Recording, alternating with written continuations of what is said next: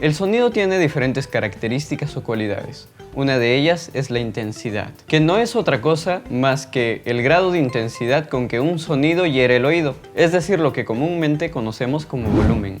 En la época del barroco hubo un instrumento muy popular llamado clavecín o clave, que es uno de los antecesores del piano, pues es un instrumento de teclado, pero a diferencia del piano, el clave era un instrumento de cuerda pulsada, como la guitarra, y tenía un pequeño inconveniente.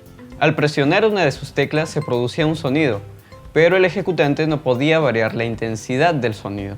Es decir, si el ejecutante presionaba fuerte o despacio la tecla, el sonido no variaba, se producía con la misma intensidad.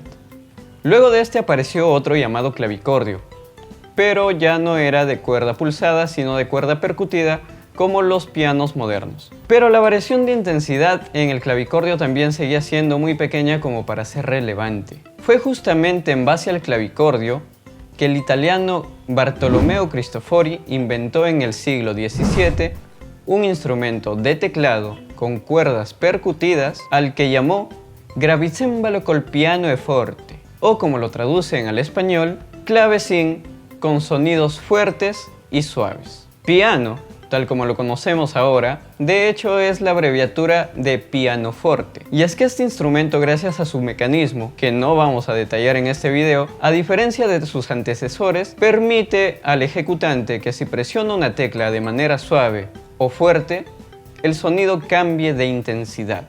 Y esa es la razón por la que el piano se llama así. Ahora que sabemos que piano significa suave y forte, fuerte, podemos hablar de los matices. Cuando oímos una pieza de música, especialmente de música académica, podemos notar cómo la intensidad de los sonidos va variando, siendo a veces muy fuerte y otras muy suave. Sin estos cambios de intensidad, las piezas de música serían muy aburridas. O incluso, si la intensidad de la música fuera muy alta, podría causarnos algunas molestias o fatiga auditiva. A estos cambios en la intensidad de los sonidos, en la teoría musical se les conoce como matices. Y los matices se indican en la partitura mediante palabras italianas. Los principales matices usados hoy en día son el pianissimo, el piano, el mezzopiano, el mezzoforte, el forte, fortissimo y el forzando o sforzando. Y también están el crescendo y el decrescendo o diminuendo. También existen algunos signos que se emplean cuando el crescendo o el decrescendo abarcan pocos sonidos, que se llaman reguladores, y son estos. Pero musicalmente, ¿qué significan estas palabras y símbolos? Los dos matices principales, como se podrán imaginar a partir de la historia del comienzo del video, son el piano y el forte, que significan suave y fuerte respectivamente. Pianissimo es muy suave, mezzopiano es medio suave, mezzoforte medio fuerte, fortissimo muy fuerte, y el forzando y esforzando significa muy fuertemente o con violencia. El crescendo y decrescendo significa que conforme va pasando el tiempo, la intensidad de los sonidos va a ir variando, bien de despacio a fuerte o de fuerte a despacio. Lo mismo pasa con los reguladores. Si el regulador se abre, la intensidad del sonido aumenta. Si se cierra, disminuye. Estos dos signos son los más visuales. También tenemos que tener en cuenta de que los matices dependen del lugar en donde estemos ejecutando nuestro instrumento, ya que, por ejemplo, la misma intensidad de un forte en una habitación pequeña puede ser un piano o pianissimo al aire libre. Es por eso que el ejecutante debe tener en cuenta el lugar en donde está para poder reaccionar correctamente a las indicaciones de la partitura.